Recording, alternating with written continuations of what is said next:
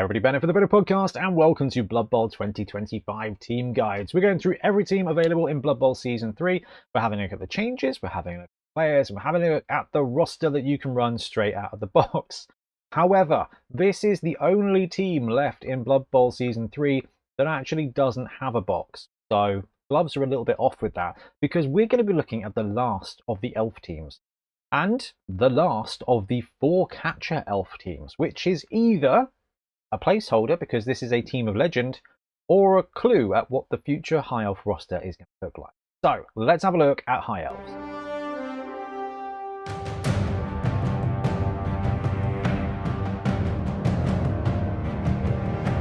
Okay, so the High Elf roster is available in the download section of the Warhammer community website underneath Blood Bowl, and is the one remaining team of legend. And the roster is looking pretty good. I'd say probably the best of all the elf rosters, for a very good reason. Oh, just look at the retro goodness of those elves. Just bring them out. Just get them back. I've got one here somewhere actually. He's up there. Oh, what a classic! Back when real models were made of real things like metal. Woo! Good times. Old man screams at cloud. High Elf team, so 50k rerolls, very much tier 1. They've been superb in Blood Bowl 2020, and their roster hasn't really changed. Certainly doesn't look like it's changed in a negative direction anyway. Their access to an apothecary, someone in a comment said I'm pronouncing that right. Apothecary. Their access to the Apo is a yes, and they have Elven Kingdoms League when it comes to star players and inducements. But TLDR, High Elves are reasonably resilient and very expensive, so inducements are not really the kind of thing you're going to come up against, other than maybe a keg every now and again, or an extra apothecary to fill out the roster. Oh, Elven Union, that's embarrassing, isn't it? But not that embarrassing, because it's basically the same layout as a team. This is what makes the Elven Union, what makes High Elves really interesting. So what Games Workshop have done, and oh, the colour scheme here, this is just well retro. I am very happy with this. Basically they've just kept the Team of Legend roster the same. So 0 to 16 High Elf linemen, 0 to 2 High Elf throwers, 0 to 2 High Elf blitzers, and 0 to 4 High Elf catchers. Now, I'm not sure what this means, and it probably means absolutely nothing. It probably just means that they copy-pasted the Team of Legend document from last time, took out the Chaos Dwarves, and kind of presented as is. And that's totally okay. In that respect, I hope that High Elves get a bit more juice and a bit more identity. That said, when it comes to the skills and what they've got, it's a powerful roster. So if just being very good at Blood Bowl is the identity that Games Workshop want for High Elves, then you can't really knock them for it. And as a real big High Elf fan from the 90s and early 2000s, I love it when my boys are potent. But having those 4 catchers makes them really stand out compared to every team in Blood Bowl. Now, it's entirely possible that when they do High Elves, you end up with a 12-man roster, 2 throwers, 2 blitzers, 4 catchers, and then 4 linemen. Totally can see that happening from a plastic sprue point of view. It's going to be quite a challenge from a cost point of view. Interesting. Right, let's have a look at the players. All right, first up, we've got the High Elf lineman. We've got movement 6, strength 3, edge 2+, passing 3+, armor 9+, cost 65k. Agility and general skills on a primary, and passing and strength skills on a secondary. So this team gets access to basically everything, which is really quite good. And well, with the exception of devious stuff, I'm just going to double check that, because that's 65k. Yeah, okay, that makes sense actually. It's the same as Elven Union from a cost point of view, but Elven Union have worse armor, but they gain the Fumblerooski skill. So it's an interesting one. So, right, High Elves, look, armor 9+, strength 3, very, very achievable, right? Quite resilient. Human lineman, it's the bog standard armor strength combination, and that means it's quite durable. It works really well for Dark Elves, because actually Dark Elf linemen can be pretty tough. These guys are backed up with movement 6 and edge 2+, so they're not the fastest of elf linemen, but they are probably the most serviceable. This might be the most serviceable stat line available in Blood Bowl. Movement, perfectly fine. Strength, perfectly fine. Agility, very good. Passing, very good, really, for alignment, and armor 9+ is pretty good. It's good. I'm a movement 7 I'm a movement 7 armor 8 guy myself, but when it comes to high elves, this is a race that they've got military duty. They're a martial army. They're a martial people. So actually having them be a little bit slower and a bit more resilient makes total sense when it comes to high elves. 65k is fine when it comes to the cost point of view. Now let's talk skills. So they're an elf. They're still an elf, and they've got agility access, which means dodge is never a bad thing to put on a lineman. They've got general access, which means block or wrestle is never a bad thing to put on an elf lineman. But when it comes to elves, they don't have 4 combat pieces, asterisk that please for the moment, and they are not planning on brawling on the front lines. What elves are going to be doing is detaching themselves and then counter-striking. That's what elves do really well. They redeploy and amass their forces in certain ways that plays to their strengths. So the high elf lineman, if you do get to the point where you get the opportunity to take a skill, dodge is going to probably give you the best thing. It helps you in the same way when it comes to resilience in combat from a defensive point of view, but it helps you mobilize. However, a wrestle elf lineman with Ag 2+ is going to be able to get where you want them to be, adds that resilience, adds that counter strike ability. Block's going to be great too. Ultimately, this is a positional player that doesn't actually need anything. Now, you do have a high-end access here to everything else, so you can wait till 10 SPP, take a bit of guard, take a bit of mighty blow, take a bit of nerves of steel if you want to do some interesting things, take a bit of accurate and make a passing 2+ lineman. You could even save up to 14 SPP and see if you can grab yourself an Ag 1+ lineman or a movement 7 lineman. Ultimately, they're a lineman, right? So, dodge, block, wrestle, all really good. And you do have the option here to take some randoms. Now, elves don't need a lot, so you're kind of avoiding TV bloat a little bit. But general, if you take a random, and remember you're rolling twice and picking, block, dauntless, fend, frenzy, kick, pro, steady footing, strip ball, sure hands, tackle, taunt, wrestle, you got a good odds at getting a good skill there. And when it comes to agility, catch, diving, tackle, dodge, defensive, hit and run, jump up, leap, safe pair of hands, sidestep, sprint, sure feet. I don't think I'd be taking a random for agility. A random general, I can see it, but yeah, I mean, honestly, they just don't need much. And talking of players that don't need much, we've got 0 to 2 high elf throwers. Movement 6, strength 3, Ag 2+, passing 2+, armor 9+. As fast as a lineman, the same as a lineman in all categories, with the exception that they've got passing 2+ instead. Now, the thrower here retains that armor 9+, which is very good for a thrower. So you kind of got to factor that in. Now, he's got a bunch of skills here. So passing 2+ with pass, that just means this guy has 2++, 3 squares, 3++, 6 squares. He's already movement 6 and Ag 2+. So he's going to be able to swoop in, grab the ball, and make the throw play. So you've got quite a lot of coverage, which means your high elf thrower can be really high impact in the short game when you need him to be. But he comes with some cool skills as well. So you've got Cloudburster. Now, Cloudburster is a skill that I believe means you cannot be intercepted. I think that's what it does. When this player performs a pass action, opposition players may not attempt to intercept the ball unless they've got very long legs. I don't think there's anyone who starts with very long legs. Even pogos and stuff I don't think have very long legs, but I mean, it's pretty much an edge case. Basically, where they've changed the throwing rules in this game, where there's no wildly inaccurate, there's also no deflections, which does mean that Tilty Runner, no very long legs there, that there's one less roll to intercept, which means it's easier to do. We've already seen it in some of our games, right? So it's always a chance. So having Cloudburst just means you can chuck that quick or short pass over the heads of your opponents, and there's nothing they can do about it. Does the pogo have very long legs? No. Okay, so you really don't have to worry about that. Pass gives you the reroll, and safe pass is the other skill they start with. So safe pass. Oh, man, this thrower. If this player rolls a natural 1 when making a passing ability test, it will not be fumbled. Instead, the player retains possession of the ball, and their activation immediately ends. No turnover is caused.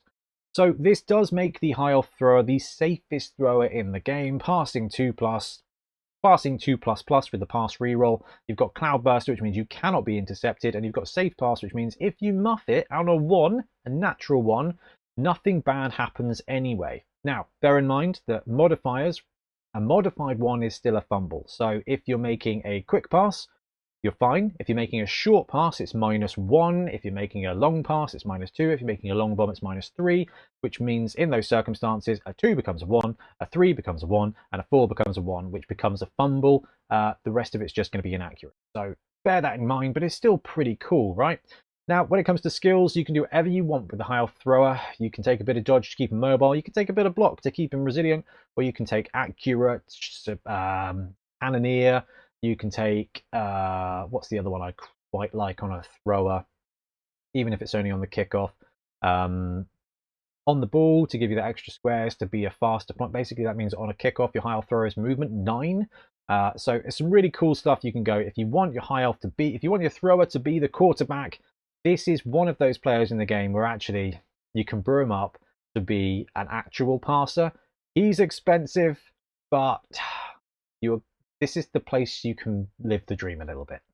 Okay, and they're backed up by a pretty good pair of blitzers as well. Movement 7, Strength 3, Edge 2+, Passing 4+, Armor 9+.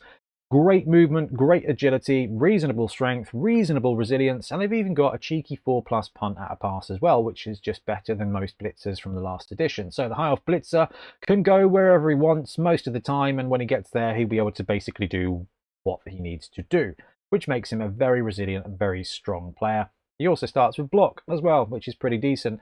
Now, this is basically the Dark Elf Blitzer, and that is a phenomenally good player. And the fact that Dark Elves only got 2, the High Elves have only got 2, everything we kind of talk about when we think about the Dark Elf Blitzer is now true, and vice versa. So agility and general, this guy is absolutely loving a bit of dodge.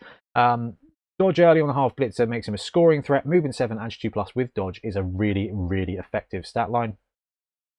But you've got access to all the other skills you can want. So if you, look, it's going to be dodge first. If you can dodge first, it helps on offense, helps on defense. It's just a really effective skill. You've got other routes you can take with your blitzers if you want them to be your sweepers. And this may be where, no, because we've got some absolute superstar players. I was going to say, this may be where a tackle lineman helps you out a bit. It does a little bit, but when it comes to the blitzers, dodge is looking really good. Tackle, strip ball to be an effective counterplay on the ball, absolutely really good. Saving up to 10 SPP gives you access to passing, so you can go the Nerves of Steel route if you want your blodging blitzer to be the guy to receive the ball. Strength skill, break tackle can mean this guy can dodge on a 1+. It's the 10 SPP, get +1 to dodge skill instead of 14 SPP and hope for +1 edge.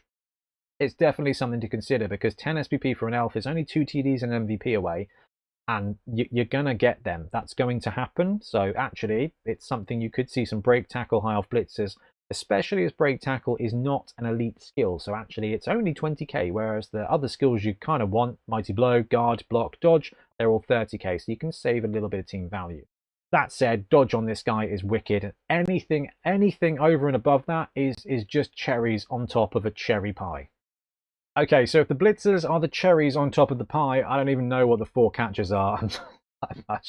4 additional desserts, I think, is probably the only way to describe the role these players play.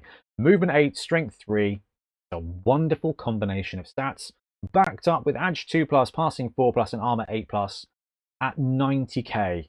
This is an absolute steal of a positional. Is this right? This is right.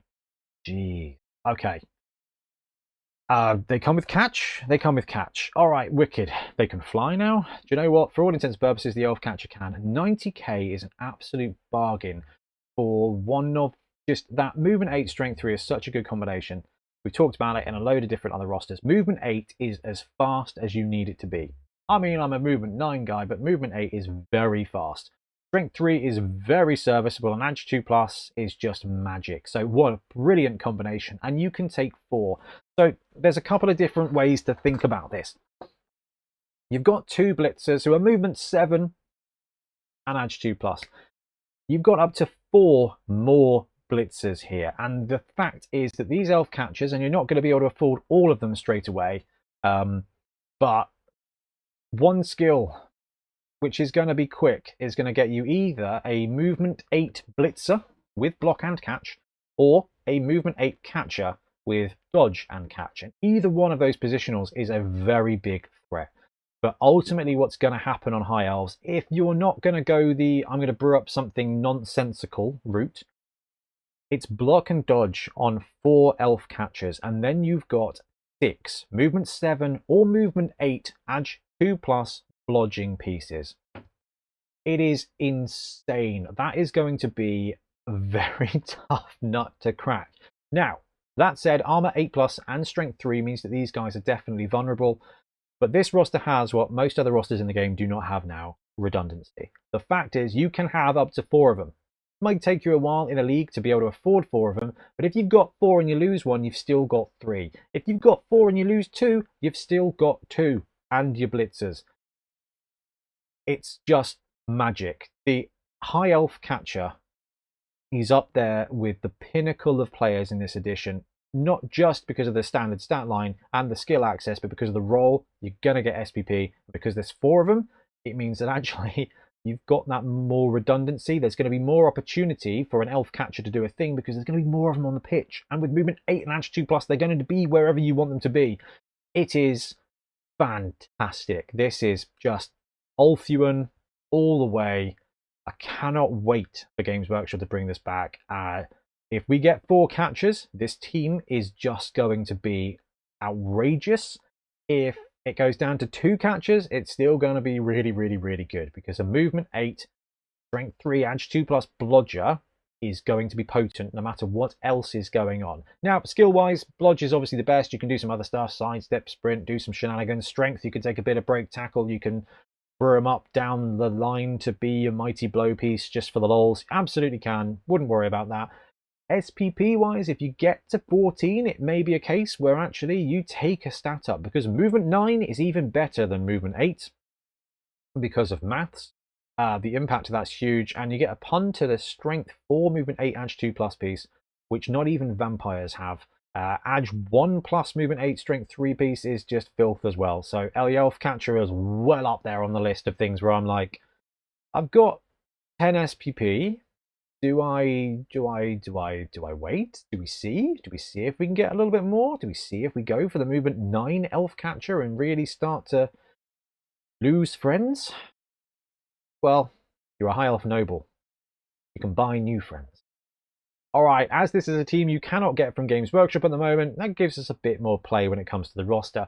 Now, because there's a decent mixture of positionals here, we'll go through the different options in more detail when we do the starting roster video. But here's a little roster to wet your whistle. 5 elf linemen, 1 thrower, 2 of those blitzers, and 3 of those catchers. The blitzers being 100k and the catchers being 90k. Means there's some interchangeable shenanigans. You do want the block, because block edge 2+ with movement 7, really good. And you just get 3 high elf catchers off the bat. Now, because you've got a little bit of block, you've got a little bit of catch, you've got a little bit of throw, 2 rerolls is going to be fine for this. That's going to be there just to save you from the odd one that happens when it comes to high elves, or the odd double skull or something like that. You're not really going to need more. 3 is going to feel more than plenty, so this is a great place to start. I mean, you lose a little bit of armor by taking the catcher, but you gain 2 squares of movement. So, yeah, it's not the box roster because there is no box, but it is a roster, and I really like it. Oh dear, I found another elf team that I really like the idea of. Now, I mean, absolutely warning alert. This team is prime for a Team of Legend reboot. So whether we see it retain 4 catches or not, I don't know. But if and when it comes, Games Workshop could do anything. We've seen some really cool revamps for every team. Every team's kind of got a new positional or a slightly different player. So I wouldn't be surprised to see them move away from the 4 catchers just to give a different positional in its place. You've got a great thrower. You've got a really good blitzer. You've got some very potent catchers. I wonder what we'll see from them. I hope they don't just remove catchers and not replace them with anything. It would just lose a bit of flavour, and then it is just Elven Union with a little bit more armour and a little bit of a skill change. But right now, High Elves, I think, are a very exciting place to be playing Blood Bowl. That said, they've got the Doom of Damocles, they've got the Team of Legend loitering over them. The only Team of Legend left. Games Workshop's just dropped a new team and a Team of Legend, so there's no kind of trends. We don't know when they're doing this one again. But man, if they end up with 4 catchers, this would be the most powerful team in Blood Bowl. Oh, and it's High Elves. Absolute winning. Absolute winning. Anyway, let me know what you think in the comments below, and we'll be back soon with more Blood Bowl content. Happy blocking.